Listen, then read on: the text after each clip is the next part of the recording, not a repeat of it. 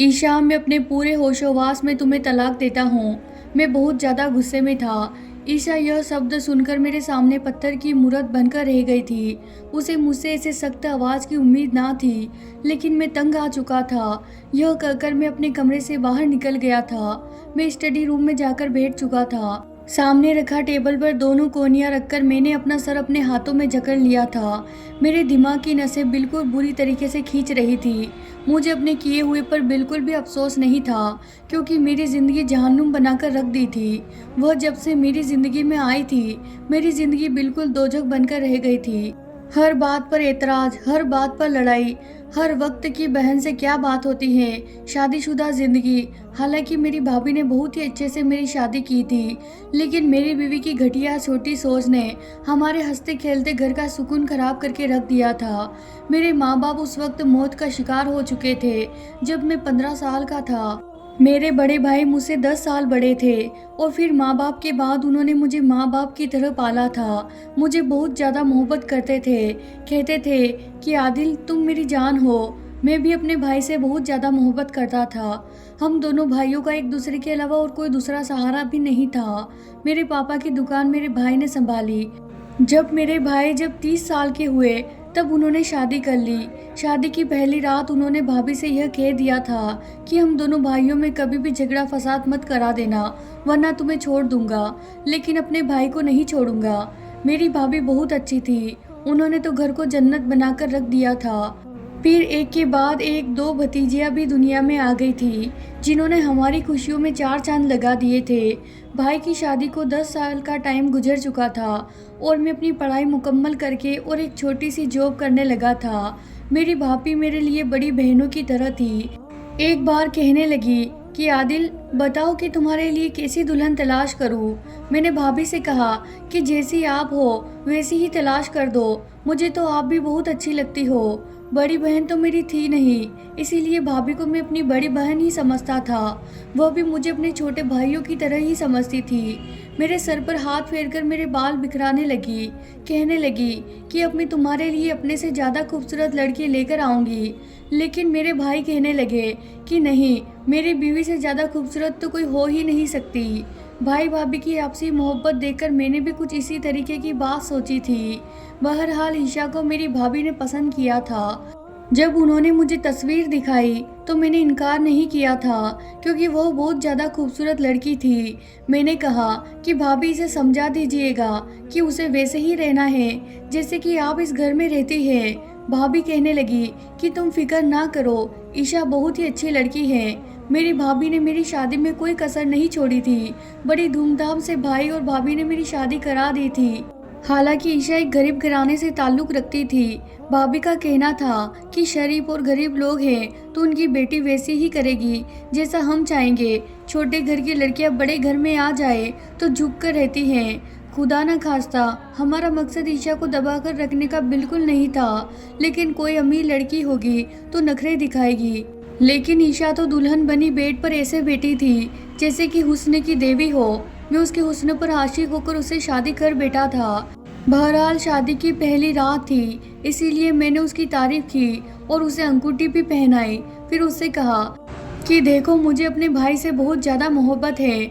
अगर तुम उनकी इज्जत करोगी और जिस तरीके से भाभी ने इस घर को संभाल कर रखा है, और इसी तरीके से तुम भी इस घर को जोड़ कर रखोगी, तो मेरी मोहब्बत की हकदार हो जाओगी। वरना फिर तो। कहकर मैंने खामोश हो गया था। मैं समझा था कि वह मेरी इस बात को अच्छी तरीके से समझ जाएगी, लेकिन उसने तो मुझे बड़ी तीखी नज़रों से मुझे देखा था। कहने लगी कि वरना फिर क्या, आपका मतलब क्या है इस बात से, वरना आप मुझे फिर छोड़ देंगे। ईशा का लहजा बिल्कुल ही अलग सा था। मैं घबरा गया था। मैंने कहा कि ईशा, तुम मेरी बात को गलत रूप में लेकर जा रही हो। मैं सिर्फ तुम्हें यही समझाना चाहता हूँ कि तुम्हें मेरे भाई और भाभी और बच्चों के साथ अच्छे से रहना है। वह कहने लगी कि आप तो मुझे सीधी सीधी धमकी दे रहे हैं। मतलब शादी की पहली रात आपको अपने भाई और भाभी और बच्चों की लगी हुई है, और मैं जो अपने माँ बाप और बहन भाई और सब कुछ छोड़कर यहाँ पर आपके घर पर आकर बैठ गई हूँ। आपको मेरा तो जरा सा एहसास नहीं है। इस वक्त आपको मुझसे मेरे बारे में बात करनी चाहिए, और मुझे यह कहना चाहिए था कि मुझे यहाँ पर कोई परेशानी नहीं मिलेगी, और ना ही मेरे साथ कोई ऐसा रवैया किया जाएगा कि मुझे अपने घर वाले याद आए। शादी की पहली रात ईशा अजीब सी बहस लेकर बैठ गई थी। मैंने उसका हाथ पकड़ा और अपने होठों पर लगा लिया। तब जाकर उसकी चलती जबान बिल्कुल बंद हुई थी। मैं समझ गया कि वह मेरी मोहब्बत को महसूस करना चाहती है। मैंने उसकी तारीफ शुरू कर दी थी। वह खुश हो गई थी। फिर मैंने सोचा कि मुझे थोड़ी नरमी से बात करनी चाहिए। शायद मेरा ही कसूर है। यूं ही वक्त गुजरने लगा था। मैं अक्सर भाभी से मजाक कर लिया करता था, मगर ईशा हम दोनों को शक की नज़रों से देखने लगी थी। कहती थी कि भाभी किन चक्कर में रहती हैं, क्यों आपके साथ इतना फ्री होती हैं, क्या इनका कोई अपना पति नहीं है इनका दिल बहलाने के लिए। पहली बार जब ईशा ने यह बात भाभी के बारे में मुझे कही थी तो मेरा तो गुस्से से बुरा हाल हो चुका था। मैंने कहा कि तुम्हें एहसास है तुम क्या बकवास कर रही हो। वह कहने लगी कि आप अंधे हैं जिनको कुछ नजर नहीं आता है। आपकी भाभी को यह नहीं मालूम है कि आपके भाई को क्या पसंद है। उन्हें यह मालूम है कि आदिल को बिरयानी बिल्कुल पसंद है। वह नाश्ते में फ्रेश जूस पीता है। उसे खाने में तेज मिर्च मसाले बिल्कुल पसंद नहीं है। आखिर आपकी भाभी आपके बारे में इतना क्यों जानती हैं? देवर भाभी के ताल्लुक को वो बहुत गलत तरीके से रंग दे रही थी। मेरी भाभी को मेरे बारे में इसलिए ज़्यादा मालूम था क्योंकि भाई उन्हें हर वक्त यही कहते रहते थे कि तुम मेरा ख्याल रखो ना रखो, लेकिन आदिल का ख्याल रखा करो। मैंने तो फिर भी अपने माँ बाप की मोहब्बत को देखा है, लेकिन आदिल ने बहुत कम उम्र में ही माँ बाप की मौत का सदमा बर्दाश्त किया है। और भाभी मुझसे वैसे ही प्यार करती थी जैसे कि कोई अपने छोटे भाई से या अपनी औलाद से प्यार करता है या उसका ख्याल रखता है। लेकिन मेरी बीवी को तो यह बात कौन समझाता। गुस्से से मेरा बुरा हाल था, इसीलिए मैंने जोरदार थप्पड़ ईशा के मुंह पर लगा दिया। मैंने कहा कि तुम्हें शर्म नहीं आती है हम बहन भाई के रिश्ते पर तुम्हें ऐसा घटिया इल्जाम लगाते हुए। मेरा थप्पड़ मारना था। उसने तो शोर मचा कर रख दिया था कि भाई भाभी के कमरे में आ गए। मैंने भाई को सारी बात बता दी तो उन्हें ईशा की सोच पर बहुत ज़्यादा अफसोस होने लगा। उन्होंने ईशा से कहा कि तुम गलत बात ना समझा करो, यह देवर भाभी कम और भाई बहन ज़्यादा हैं। आइंदा मैं तुम्हें यह बातें करते हुए ना सुनूं। भाई ने तो एक बड़े भाई होने के हक से कहा था, लेकिन ईशा ने तो मेरे बड़े भाई का भी लिहाज नहीं किया था। कहने लगी कि आप कौन होते हैं मुझे यह कहने वाले। देखो, मैंने यहाँ पर शादी इसलिए की थी कि मैं जानती थी कि यहाँ पर कोई सास ससुर का झंझट नहीं है। इसीलिए मुझ पर ना तो रौब जमाओ और ना ही मेरी सास बनने की कोशिश करो तो ही बेहतर है। आप लोग अपनी ज़िंदगी जियो और मुझे अपनी ज़िंदगी सुकून से जीने दो। भाई कहने लगे, अपनी बीवी पर लगाम लगाओ। मैंने ईशा से कहा कि तुम तमीज नहीं है बात करने की। तुम मेरे बाप जैसे भाई से किस लहजे में बात कर रही हो और भाभी के बारे में क्या क्या बोल रही हो। माफ़ी मांगो उनसे, वरना धक्के मार के तुम्हें इस घर से बाहर निकाल दूंगा। मेरा उस पर और ज़्यादा हाथ उठ जाता, लेकिन भाभी ने रोक दिया था।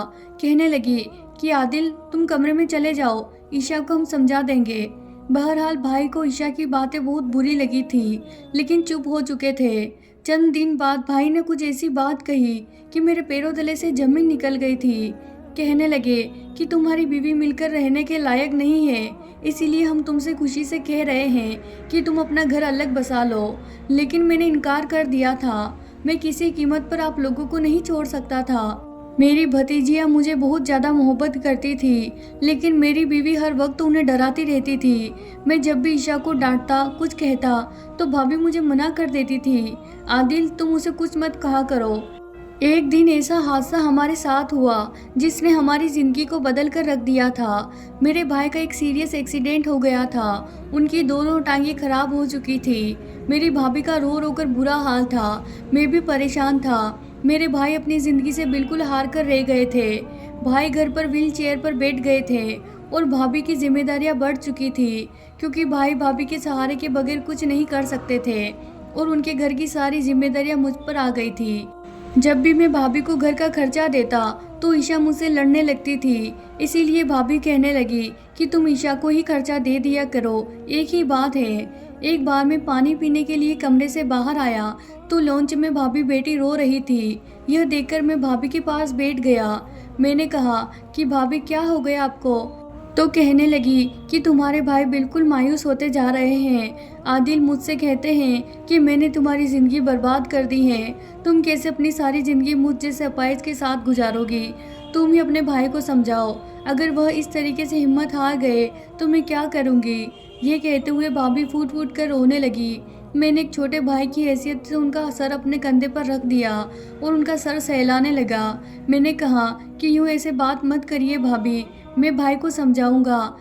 इस वक्त मेरा कमरे का दरवाज़ा खुल गया। ईशा मुझे और भाभी को देखकर गुस्से से आंख बबूला हो गई थी। उसने तो तमाशा ही खड़ा कर दिया था। कहने लगी कि रात के अंधेरे में यहाँ रंगरलियां मनाई जा रही हैं। सबके सामने तो बहन भाई बने फिरते हो, तन्हाई में हीर रांझा बन जाते हो। वह भाभी से कहने लगी कि तुम्हारा पति अब तुम्हारे काबिल नहीं रहा है तो तुम मेरे पति पर कब्जा करने का सोच रही हो। ईशा की घटिया सोच और घटिया जुबान पर मुझे बहुत ही गुस्सा आता था। मैंने कहा अपनी जुबान बंद रखो, और तुम किसी की तकलीफ को समझ नहीं सकती तो अपनी सोच को ही थोड़ा ठीक कर लो। भाभी तो पहले ही रो रही थी। कहने लगी कि खुद के लिए मेरा दिल फट जाएगा। दिन भर तुम दोनों हर वक्त क्यों लड़ते रहते हो? अगर मेरा पति काम नहीं कर सकता है और घर का बोझ आदिल ही उठा रहा है तो मैं घर के सारे काम करती हूँ, और अगर मैंने अपने भाई जैसे देवर से थोड़ा अपना गम हल्का कर लिया तो तुम उसे गलत रंग दे रही हो। कुछ तो डरा करो, हर रिश्ता घटिया नज़रों से मत देखा करो। मुझे यह सुनकर भी अफसोस हुआ था कि ईशा दिन भर भाभी को ताने देती रहती है। वह बेचारी अपने पति की वजह से बेहद परेशान है और फिर ईशा की फिजूल बातें भी सुन रही थी। उसके बाद ईशा तो मुझ पर यूं हक जमाने लगी थी, मुझे अपने पास से भी जाने नहीं देती थी। इसी तरीके से वह उम्मीद से हो गई थी। लेडी डॉक्टर ने ईशा को बेड रेस्ट का कह दिया था। फिर भाभी मुझसे कहने लगी कि तुम ईशा का ज़्यादा ख्याल रखा करो। अगर वह कुछ कहे भी तो तुम उसे कुछ ऐसी बात ना करना कि उसकी तबीयत खराब हो जाए। इस वक्त उसे खुश रहने की ज़रूरत है। भाभी ने ईशा को उन 9 महीने में बिल्कुल बिस्तर से पाँव नीचे रखने नहीं दिया था। ईशा ने एक बेटे को जन्म दिया तो और भी ज़्यादा लड़ने लगी थी। कहने लगी कि मैंने इस घर में वारिस पैदा किया है, आपके बाप दादाओं का नाम मेरी वजह से जिंदा रहेगा। न जाने वह ऐसा क्यों सोचती थी कि बेटे से ही खानदान का नाम बाकी रहता है, या बेटा पैदा करने में उसका कोई कमाल है। ईशा को इस बात का घमंड था कि उसने वारिस पैदा कर दिया है। मेरी दोनों भतीजियाँ मेरे बेटे पर जान छिड़कती थी, लेकिन ईशा उनको मेरे बेटे के पास नहीं आने देती थी।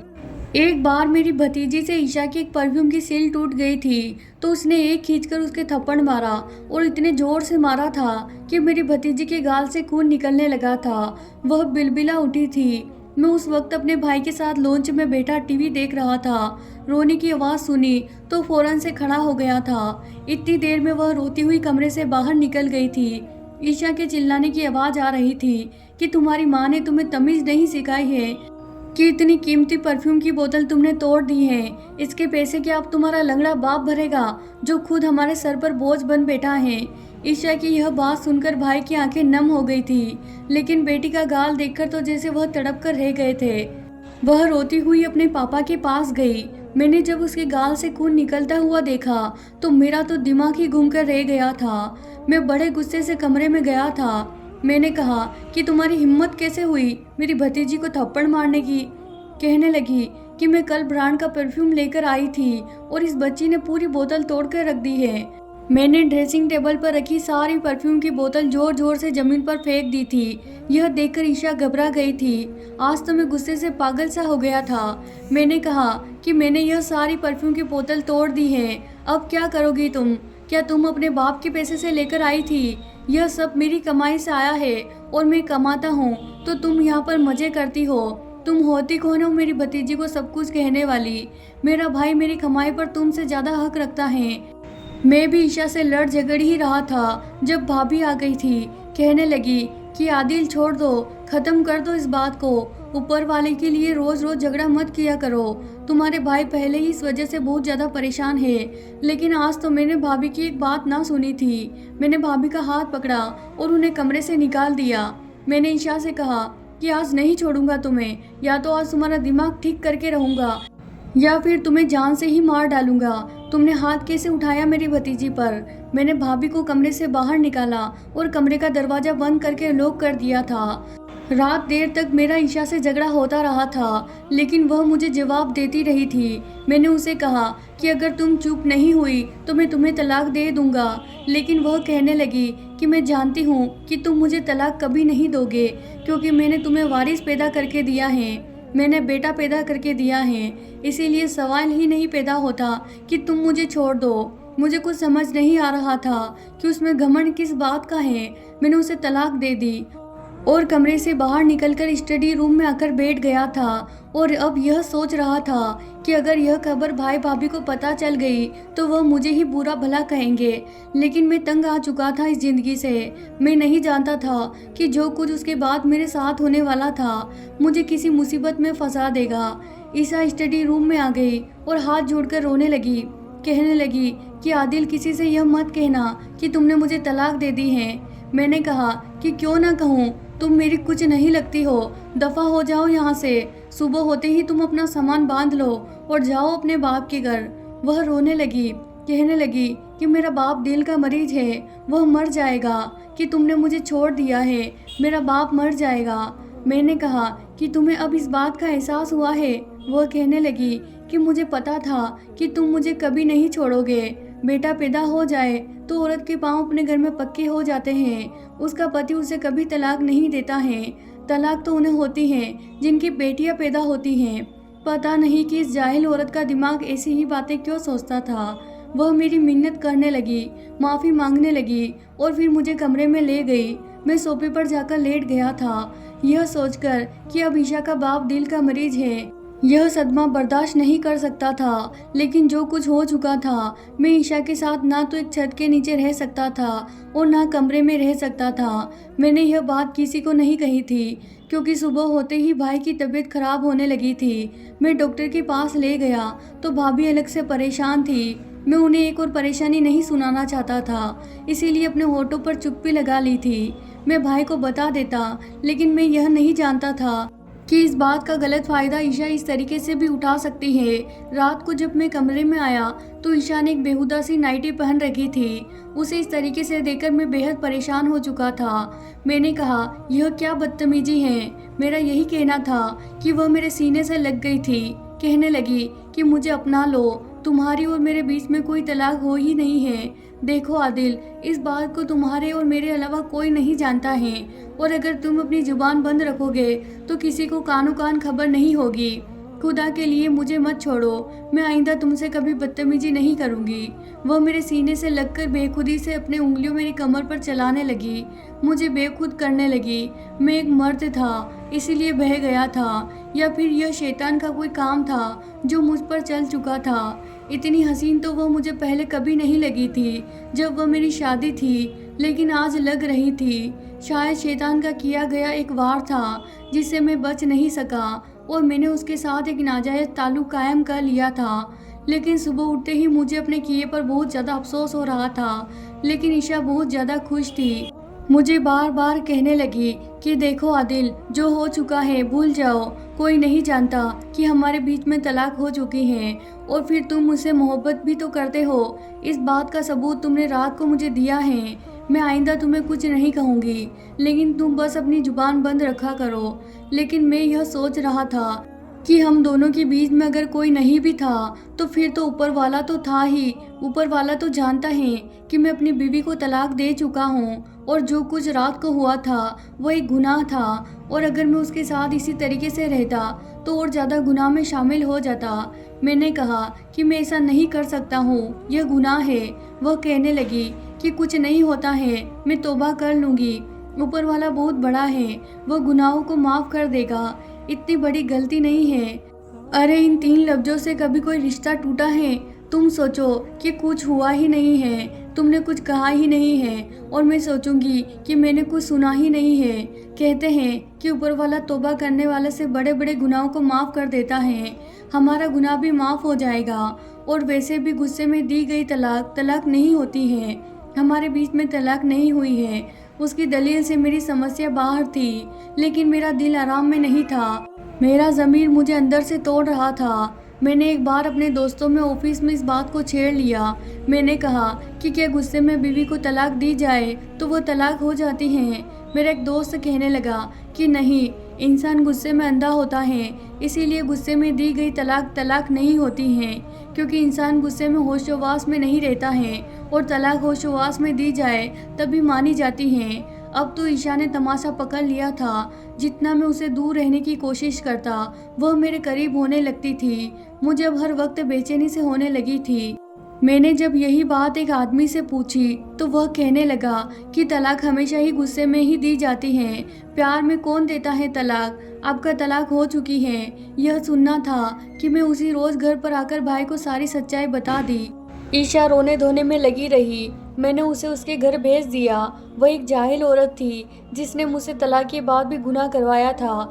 ऐसी औरत के साथ मुझे रहना और भी ज़्यादा मुसीबत में डाल रहा था।